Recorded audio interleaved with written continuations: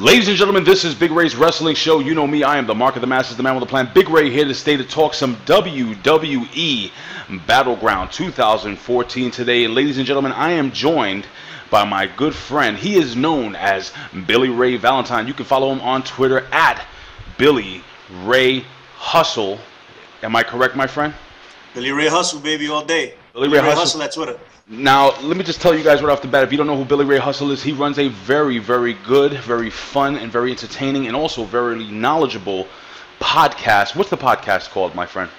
Podcast is called the PW Hustle. My name is Billy Ray Valentine, and the podcast is called PW Hustle. You can find it on pwhustle.podbean.com. You can also find it on iTunes. If you just search for PW Hustle, it'll come up.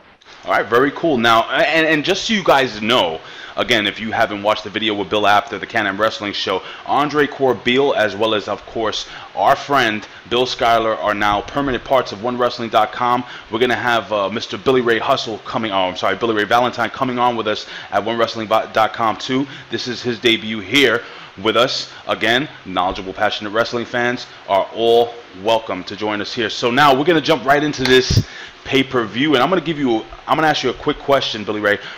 What do you think of the pay-per-view as a whole, right off the bat? You know, the pay-per-view in general was good. It wasn't great, but it was good. Had a good pace to it. It wasn't as good as Money in the Bank, which I thought was excellent, but it was a good follow-up. I enjoyed it. All right, I mean, I definitely agree with you. Now we're going to jump into the pre-show really quickly. Now, we basically had Adam Rose versus Fandango. Did I say that right? I don't know. I didn't say that. Fandango. So basically, Adam Rose, accompanied by Layla and Summer Rae, Rose basically goes over with the party foul for the win. I didn't even know this match was actually scheduled for the pre-show, so we got two pre-show matches. What did you think of this match off the bat? Well, it was pretty interesting that both of the ladies decided to go with Adam Rose. I got inside information that after the match was over, they realized that they weren't going to find what they were looking for with Adam Rose and took off just like that. Isn't that the way it is? Well, now we're going to jump into the second match of the pre-show. Again, you got two matches this pre-show, which is pretty cool. The first match being more of a squash match to put Adam Rose over. But before we jump into that second match, I want a quick comment on what do you think about the Adam Rose character. For me right now, it's quickly growing stale. I would like to see Adam Rose actually more as a heel or protagonist. I think he would get over better that way. Again, what's your opinion? Well, here's the deal with Adam Rose. My whole issue with it is he was Leo Kruger in NXT. I think they should have stuck with that. Went with it. I think it's a much better gimmick than this Russell Brand takeoff that they're doing, because that's basically what it is. And, you know, ambiguous sexuality that he's showing when he goes back and forth, prancing around the ring. Right. You know, I mean, it's just not really getting over with the fans as well as they thought it would. And right now, Leo Kruger looks like a much better option. You might see him go back down to NXT and revamp that character, the Leo Kruger one. I agree 100%. And before we jump into the second match again of the pre-show, I want to remind the fans here at PW Hustle, if you go onto their podcast website, believe it or not, yes, ladies and gentlemen, PW Hustle is now working together with the Can-Am Wrestling Show. We actually already have the Bill Apter interview podcast, so I call it Can-Am Wrestling to Go, Can-Am Wrestling Show to Go. If you guys can't watch the show on YouTube, which we implore you to, please support us. We support you guys. We love you guys. We do it because we love talking wrestling. We want you guys to please support us, listen to it, share it with your friends, let us know, and of course support PW Hustle's podcast. What's your partner's name, my friend? I got two of them, actually. We got the Pharaoh of Fancy on Twitter. You can follow him there. His name is 8-Track Brown. And I have one other one. We call him the Professor, Anthony Quintana. Very cool. So now let's jump into the Naomi versus Cameron match. Now, the way I saw this match, Naomi basically dominated the entire match. And I think Naomi's all in all a better wrestler. And Cameron obviously turning heel. But I did call this on the Can-Am Wrestling Show. Naomi was rolled up and pinned with the pull of the tights by Cameron. Give me your opinion on this match, my friend. Well, you know what? I thought she was going to lose. Naomi's obviously the better wrestler. One of probably the best female wrestlers on the roster with AJ Lee and Paige. She fits right along there. I thought they would move her along to the world title picture. Apparently, that's not the case. They're going to keep this feud going with Cameron. I thought Cameron was done after this. They both came out with different attire, which was good. Cameron looked like a Japanese schoolgirl, and Naomi looked like the WWE's version of what's the tennis player's name? Williams. Oh, Williams. Yeah. Now, also, I noticed that Cameron had done something a little different with her hair. Yeah. So, all right. So did you like the match? Do you see now the reason why I picked Cameron to go over is because again, Naomi is the better wrestler. I believe Naomi has a brighter future in the WWE, and I think in order to have this feud continue, because it would be crazy if Naomi just crushes Cameron and it's over. I thought it would be smart, or like the WWE says, best for business, to have Cameron go over to continue the feud. Your opinion? Well, you were absolutely right, actually. Just to continue the feud, it keeps Cameron involved. If Naomi would have gone over Cameron, where does that leave Cameron? So I think this spills over to SummerSlam, and we'll see what happens after that. Naomi will probably go over there. All right, cool. Now this match that's coming up next, we're gonna break down, and I want to go in depth in this match because I thought this match was fantastic. I had a lot of fun watching. This is the 2 out of 3 falls match for the WWE World Tag Team Championship. We had Luke Harper and Eric Rowan versus Jimmy and Jey Uso. Why don't you quickly tell me a little bit about this match and what you enjoyed about this match? It was the show stealer, obviously. Ooh, okay. Every time these two teams get together, it's fireworks. I love every match they have. The one spot that I liked the most was when Harper kicked Jey Uso. I believe it was Jey Uso. I have a hard time telling these two apart. But the first fall, he kicked Jey Uso in the face and put him out. It was crazy. He must have lost at least 50 IQ points after getting hit with that. It's done. Well, first fall. Really quickly. Yeah. Basically, it was after a missed spot off the top rope. It was Jimmy Uso, and Harper was able to dodge him and then hitting him with, like you said, the kick in the face with the big boot for the 1, 2, 3. The first half of this match was excellent. The crowd was hot and on fire. Now the second match, or the second fall in this match, we had Jey, who gets a quick pin roll up. And usually in these, this is the one thing I'm not a fan of in the whole 2 out of 3 falls match. I don't know if you noticed, this is kind of like a regular thing in wrestling. The first part of the match is relatively long. The second part of the match, the second fall, is usually a quick pin or roll up or something, or some shenanigans are pulled off. And then the third part is actually the crescendo. So again, now we're tied at 1 apiece. Now at this point, I'm going to ask you this. At this point, when it was tied at 1-1, did you feel that Luke Harper and Eric Rowan would come away with the titles? Yeah, I did. I picked them to win. I thought it was their time. Apparently this wasn't the Wyatt's night. Both of them lost. We'll get into the other Wyatt match later. But the tag team titles didn't go to them this time. It stayed with the Usos. So I don't know. Do you see this going over to SummerSlam? It is. I believe it's going to go over to SummerSlam, and I actually got a tweet from a good friend of mine. I can't remember the Twitter handle right off the back of the head, but he says, you always seem to pick well, but when it comes to picking the Wyatts to win the title, you always fail. And it's true. I also picked the Wyatts to take the title, but I think if it's going to happen, it should happen at SummerSlam, a huge venue. SummerSlam, one of the biggest, if not the second, in my opinion, the second biggest pay-per-view WWE throws every single year. I think it's taken that leap. You have an opinion? So what we're saying is it's going to be a Wyatt family party at SummerSlam. Possibly. Okay. It's possible, but it looks like that's the way it's going. These guys deserve the tag belts. Yeah. Okay. I think this feud that they're having actually elevated those tag belts, made them look like the tag belts to have. Yes. For a long time, the WWE tag belts haven't had that prestige. They haven't had that luster that you want out of the tag belts. But this feud has kind of brought it back. So they deserve it. I agree 100%. And that is an excellent point. Billy Ray Valentine, that is an excellent point, because I do also feel that when you have tag team champions keep winning when they're not supposed to win, and win when they're supposed to win, and hold those titles for a number of defenses, it adds prestige and importance to the title. Ladies and gentlemen, we want to hear your opinion. Leave your comments here at OneWrestling.com, YouTube/OneWrestling Video. Of course, tweet us at OneWrestling. Tweet me at Big Ray Show. And of course, tweet my friend Billy Ray Valentine at Billy Ray Hustle. Now, we're going to jump quickly into the third fall of this match. Now, really quick, what did you think about that big spot when you got Big Harper on the top rope and he did that huge superplex on both the Usos? That was crazy. He pulled off a superplex on 2 Usos, and then after that, there was the double splash by the Usos on Harper. Crazy. It was great. It was the match of the night. Match of the night, hands down. Yeah, I would say it was probably the match of the night. Now, there was one point during this match early in the evening where I think it was Jimmy or Jay. Again, I do get it mixed up also, but he hit the Samoan splash, and I like the way Michael Cole and the other announce team was selling the fact that nobody kicks out of the Samoan splash, but it was kicked out of, and then yes, both Usos climbing to the top rope and hitting the Samoan splash off the top rope.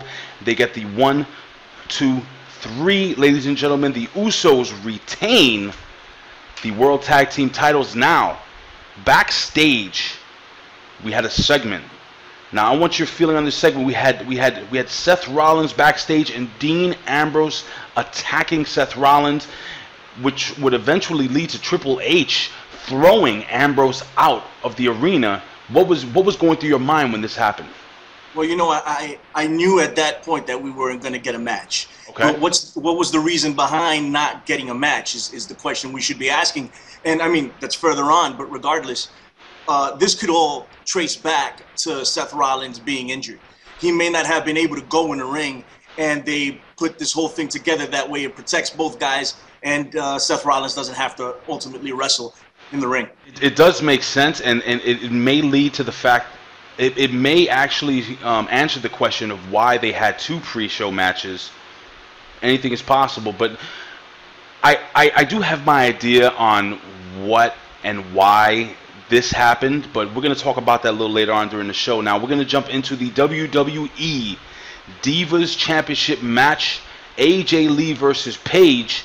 Now, during this match, we had Paige who attempted the Scorpion Crosslock, and there was a huge botch roll-up. I think that was supposed to be the finish of the match, but AJ Lee, like a pro, got up. And let me tell you something, Paige actually sold it well. She got up, she started throwing punches. They kept flowing with the match. They didn't focus on the botch. AJ Lee hitting the Shining Wizard for the 1, 2, 3. I did call on the Canon Wrestling show AJ Lee retaining the title. Now, what were your thoughts on this match? I had AJ winning as well. You know, I thought the match was a little sloppy. There was another spot that was blown. Okay. Not blown. It just looked weird when Paige went for the spear in between the ropes and they both tumbled out of the ring. It just looked very, very staged, I should say. Oh, no, it wasn't. The match didn't live up to the expectations that I had for it. It wasn't a bad match, but it was kind of sloppy. It was kind of sloppy. Oh no, I definitely agree with you.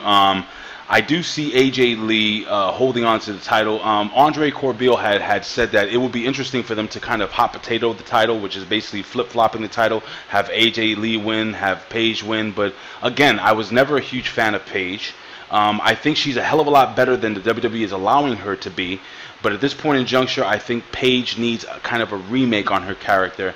A lot of people want Paige to turn heel. I agree. AJ Lee right now, at this point in juncture, is the darling of the WWE Divas division, being married to the best in the world, CM Punk, allegedly, because I don't know if that's been made public yet or whatever. But again, that's my opinion on that. Now, backstage, we had Randy Orton kind of getting into a little bit of a verbal altercation with Kane.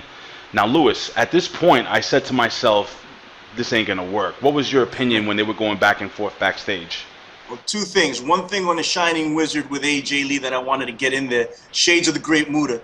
When I saw that, it just reminded me of the Great Muta, and that was awesome. I love AJ Lee. Now, backstage with Orton, it was funny to me that the guy was whispering backstage. Like, who was he whispering at? Why was he whispering?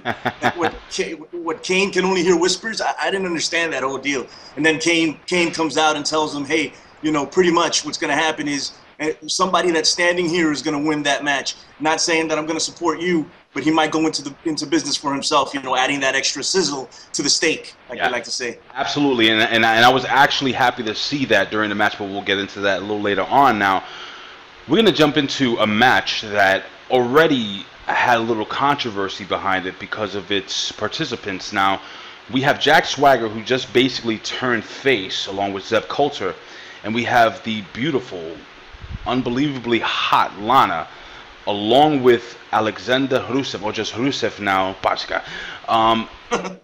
I could not believe, and I text you on this, that the WWE had it inside of them, even though it was a pay-per-view, to mention.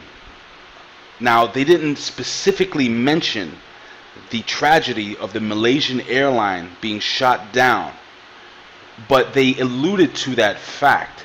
And I believe that it actually almost took it out of the crowd. I could actually see the crowd kind of quiet down a bit, like, wow, this is, I can't believe they're saying this. I mean, what was your opinion on this, man? Well, I think it was in poor taste of the WWE or Lana. I don't know if Lana went off script to say what she said, which is very possible. I don't know how the WWE would approve something like that. But it's very fresh. I mean, it just happened. Close to 300 people died. Yeah. And to take that shot and say what she said, that the U.S. was pointing fingers at Russia, you know, I mean, we don't need that right now. This is the WWE. It's entertainment. And that's a very serious topic that shouldn't have been addressed in any way, shape, or form. Well, the fact of the matter is that the WWF, the WWF, the WWE has always focused on these type of issues when it comes down to terrorism, so on and so forth. I mean, they did it with the Iron Sheik back in the day with the Cuban Missile Crisis. They did it with Nikolai Volkov. They did it with more recently. What was oh, I forgot the name of the Muhammad Hassan. Muhammad Hassan. I mean, it's kind of their thing, you know. And of course, how could we forget Sergeant Slaughter during the Iraqi War, joining the Iraqi regime, I guess. But it's not about war. This was about people dying. Yeah. Innocent people in an airplane being shot down. And I know that technically the WWE and Lana didn't say anything about this. And me and Andre always talk about this. And this is the worst thing that can possibly happen, because I have a feeling there may be a firestorm that comes down on WWE if the right people hear this. And eventually you may have to have Lana and Alexander Rusev go on camera, break character, which would kill their characters, and say, hi, my name is not Alexander Rusev, my name is Bob Simmons, and I'm actually an American, I love this country. And could you imagine what it would do? I mean, if you remember, Zeb Coulter and Jack Swagger actually did that themselves. They had broke character a couple of months ago, almost to a year ago, on WWE TV, and that actually kind of brought down the whole We the People storyline. I mean, it was, I don't know. Anyway, look, let's just jump into the match. That's politics. I thought this was a very good, hard-hitting match where I thought the match itself was booked well. Again, my opinion, we had Alexander Rusev in a hell of a lot of trouble throughout the entire match. Jack Swagger looked very, very strong, putting Alexander Rusev in the ankle lock on a number of occasions. Alexander looking like he was going to basically tap out, where they basically spilled outside the ring. Alexander Rusev dodges an attack by Jack Swagger. Jack Swagger going into the ring post and gets counted out. After the match, Rusev then attacks Jack Swagger outside after Lana tells him to crash. And your overall opinion on this match and how it was booked? Well, Swagger looked extremely dominant throughout the match. It made Rusev look vulnerable. So, you know, it lends that bridge to SummerSlam for this feud to continue, which it will. Rusev wins via countout, which that way we keep the Rusev streak intact. But Jack Swagger still looks like he has something to offer, like he can still beat Rusev. He showed it tonight that he can do it. And that way both of them get protected and the feud continues. So I thought it was very well done. I thought the match was you know, I'm used to, you know, that Big E match that Rusev had with Big E in the last pay-per-view. It was really good. So I wanted something like that. It didn't quite meet those expectations, but it was a good match nonetheless. Well, I agree with you 100%, my friends. Again, we want to know what you guys think. Please leave your comments here below. Now, we're going to jump into Seth Rollins and Dean Ambrose. Now, Seth Rollins comes into the ring, tells the referee and the announcer that he wants to have his hand raised and announced winner by forfeit, which he was. But somehow Dean Ambrose found his way back into the arena. They must have horrible security. Apparently, I can't go out and grab something and come back into the arena, but Dean Ambrose, who's going to attack one of the WWE superstars, is able to get back into the arena. But he does get back into the arena and attacks Dean Ambrose, and finally security breaks it up. Now, you said you had some thoughts on this? Well, like I said, I think the reason that they did it was because Seth Rollins is nursing some type of injury. Either that, or they were just protecting both of them, like who goes over. I thought Dean Ambrose was going to go over because, to be honest with you, Seth Rollins didn't need the victory. He has the Money in the Bank briefcase secured, and ultimately, a lot of the people who get the Money in the Bank end up losing anyway. So for a certain period of time until they cash it in. So I thought Dean Ambrose was going to go over. But this was a good way of doing it too, and it increases the tension, because if Seth Rollins ever decides to cash in or even utters the word "I'm going to cash in" like he did in that interview, you know Dean Ambrose is going to be right there. So. Now I think this can also set up a potential match between Seth Rollins and Dean Ambrose. Now, for SummerSlam, and this is the stipulation that I believe is going to happen.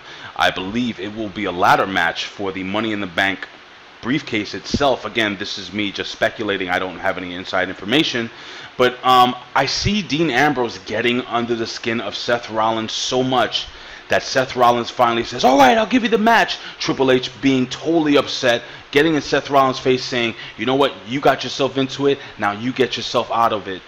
And then eventually a plan C, which we'll get into a little later on here, may be in effect for Triple H. Because again, Seth Rollins is young, he is brash, and he may not have the control factor of, let's just say, a grizzled veteran as my choice in Plan C. But we're going to jump into this next match, which I thought was a very, very good match between Bray Wyatt and Chris Jericho. Dude, why don't you break this one down? It was a slow, methodical match for the most part.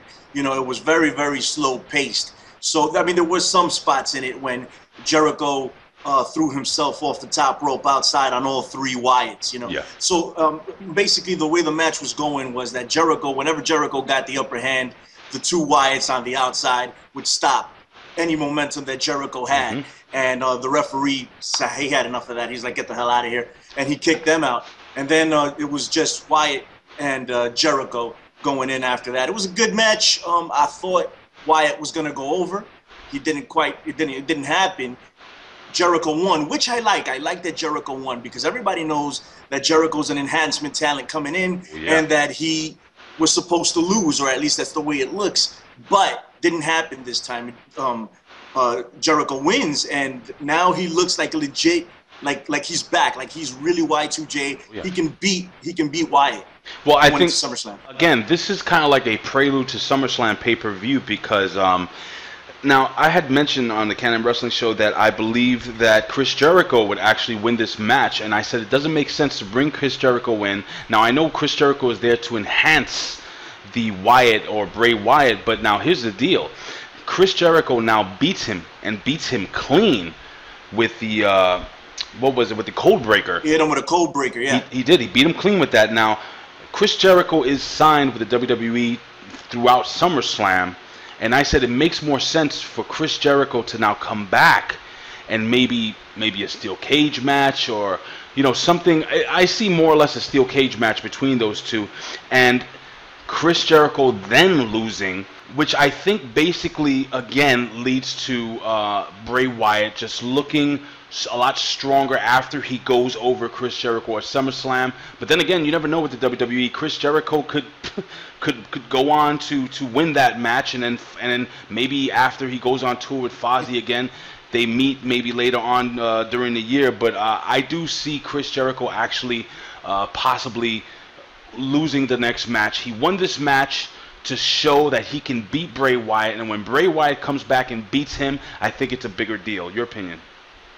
Yeah, I think he definitely loses at SummerSlam. I definitely don't see him getting another one in. If people remember, he had a feud with back, what's his name, Ziggler, with Dolph Ziggler back in the day. Right. And Ziggler won a ton of those matches. You know, I think Jericho won one. It's going to be the same thing with Wyatt. He's not going to win another one, I don't think. Okay. All right. Very good. All right. So now, let's move on to one of the matches of the evening that was one of my favorites. And I'm going to give this opinion really quickly. The Intercontinental title is one of my favorite titles of all time. And this match, I felt, helped lend prestige to that Intercontinental title. It seemed important. These guys were killing each other. Now, I'm not going to name all the competitors of the match. We know this is the Intercontinental title battle royal. Now, I'm just going to throw something at you and you tell me what you think. Heath Slater eliminating Cesaro, your opinion? Hey, man, you know, Cesaro wasn't going to win this match. I didn't think he was going to win, you know, and I don't know where they're going with it. Maybe they'll have some type of feud with Heath Slater and Cesaro later on. Mm-hmm. You know, Heath Slater's been in 3MB purgatory for the past year and a half. So maybe this is bringing him out. You know, they didn't fire him like his other two compadres. So maybe this is bringing him out and he can have some type of feud with Cesaro, elevating him in a certain degree. I got to tell you something. There's something I noticed during this match when they did mention Heath Slater eliminating Cesaro, that Heath Slater was a Golden Gloves champion, apparently. Really? Yeah, I don't know. A lot of people missed that. So maybe they are finally giving. And Heath Slater is very charismatic. He's not horrible in the ring, and he has done his job. He has got. Hey, do you remember back in when Raw went old school and he was getting canned by every single WWE legend? Vader and Sid and anybody who came around. Lita hit him once. Now, really quickly, we had Kofi Kingston with one of his major spots. You want to give your opinion on the spot being caught by Big E Langston outside the ring? Well, it was the Kofi Kingston and Cesaro show for a while there. Oh, yeah. You know, Kofi Kingston is just amazing. I really hope one day they decide to pay him off for everything he does, because he's Mr. Battle Royal, Mr. Royal Rumble. He just has these crazy spots where he looks like he's about to be eliminated, but then he ends up being in the ring somehow, never winning. But it's always good to have Kofi Kingston in one of these matches. Yeah, absolutely. So now, let's get down to the nitty-gritty.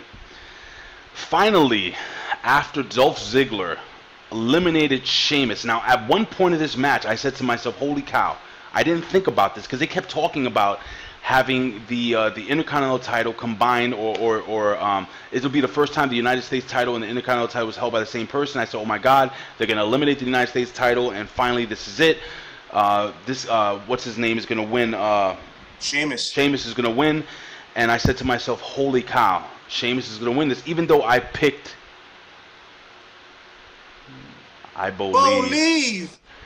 Bo Dallas, which he did great in the match. Maybe it's not his time. Andre Corbeil, you made that call. I agree with you. Andre actually picked the winner of this Battle Royal. But how it happened was we had Dolph Ziggler, who eliminated Sheamus. And I actually marked out until I realized that The Miz had not been eliminated, eliminating Dolph Ziggler. And it just lended the air out of the crowd. What was your opinion on this, man? Well, good for The Miz. I'm a Miz fan. A heel Miz fan. Not the face Miz. Play? So when The Miz is a heel is when he's at his best. Oh, yeah. But let me say this. I have no problem with him having the Intercontinental title. But I think the WWE blew a big opportunity with Bo Dallas. If they would have put this title on Bo Dallas, all right, and gave him a stretch run, he could have beat the Honky Tonk Man's record, and he could have believed all the way to the greatest IC champ in the history of the WWE. Because when you believe, you can do anything. You can do anything. Unfortunately, tonight, The Miz believed more than Bo Dallas. Yes, absolutely. And The Miz goes over. I marked out again.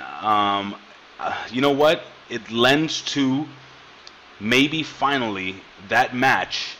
Now you have a heel Intercontinental champion. You have a babyface U.S. champion. Maybe this is it. Maybe they finally do it. They unite the titles, and they eliminate one of them, which obviously they're going to eliminate the United States title. And if they don't, I will be shocked. But this may be a SummerSlam match. Maybe we have a four-way. Maybe we have The Miz, Bo Dallas, Sheamus, and what's his name, and Did I say The Miz already? Oh, and Dolph Yeah, Ziggler. The Miz with Dolph Ziggler. Actually, you know what? What I saw was a lot of eye contact between Ziggler and The Miz when Ziggler was outside after being eliminated. So I thought that maybe they could have a feud, and maybe they can involve Ziggler in that again, and maybe elevate that a little bit. I mean, that's wishful thinking. Yeah. Who knows? All right. So all in all, what did you think of this match? I thought it was great, man. You know, Cesaro and Kofi Kingston put it over the top. I think Sheamus had a good showing. He was awesome. Not a big Sheamus fan, but in the ring, he kicks ass. You know, and of course, The Miz being outside, shades of Jerry Lawler back in the day. That was great. So kudos to The Miz. Congrats. I hope they actually do something with this title run. I'm not very optimistic, though. All right, very cool. So now, the main event of the evening for the WWE World Heavyweight Championship. It is a fatal four-way match. We have Kane versus Randy Orton versus Roman Reigns versus the WWE World Heavyweight Champion, and in Michael Cole's opinion, the greatest WWE champion of all time. All time. John Cena. So, during this match, some of the things I loved. I loved the whole back and forth pin, breakup, pin, breakup, pin, breakup, two. A lot of pin attempts. Obviously, Kane and Randy Orton's partnership ended quickly. And we got John Cena and Roman Reigns in the ring.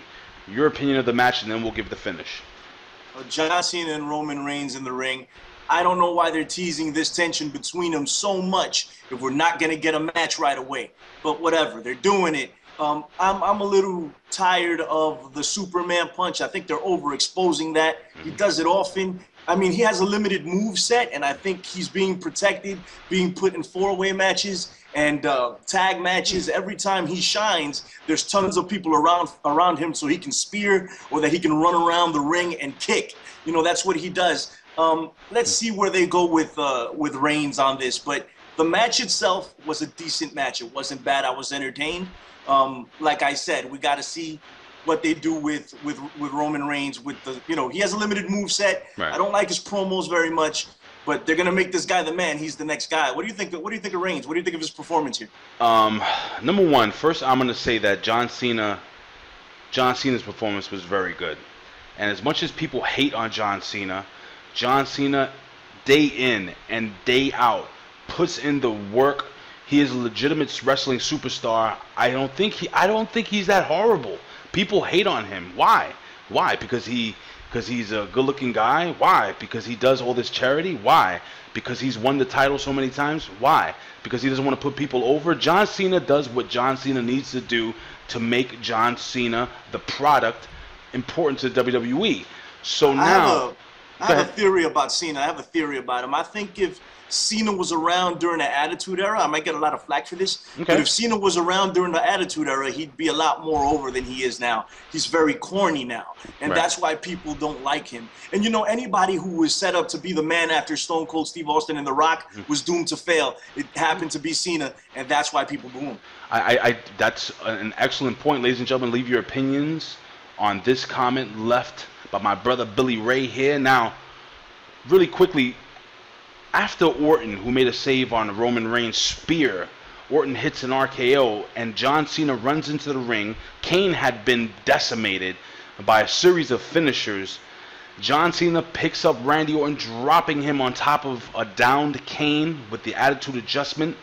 John Cena gets the 1-2-3. Now, the reason why I picked John Cena to win this match, and I did pick him, is because I definitely see Plan C coming into fruition, which is, of course, the one in 21-1, Brock Lesnar. What do you think, buddy?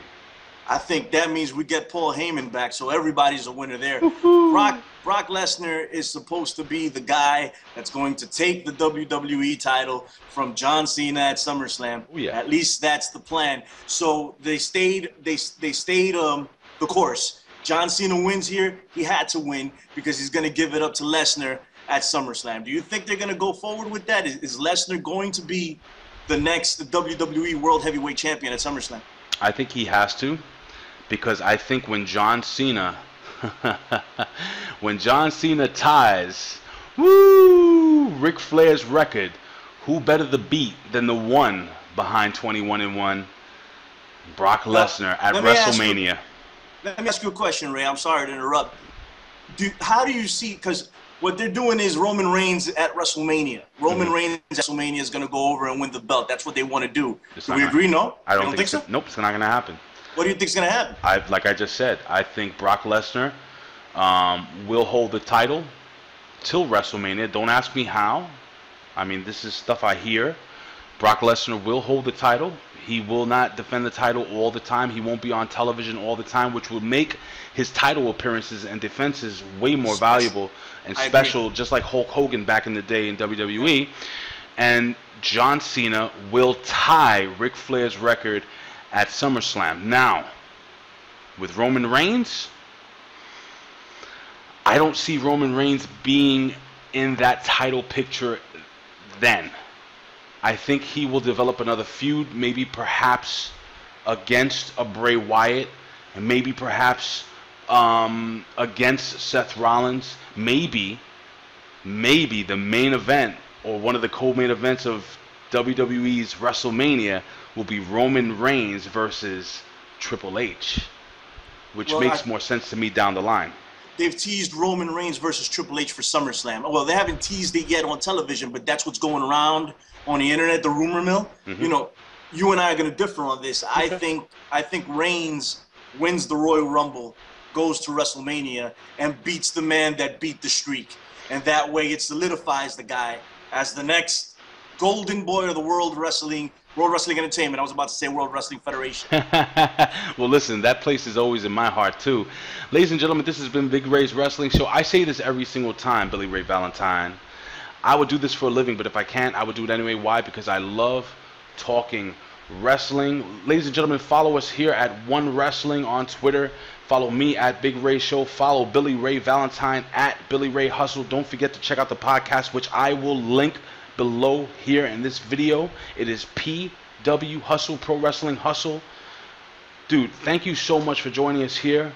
Dude, thank you for having me. It was an honor. I had a great time. And I have to put over my good friend, Bill Schuyler. He was known as The Big Show on Twitter. He has now changed his Twitter handle to You Got The Show.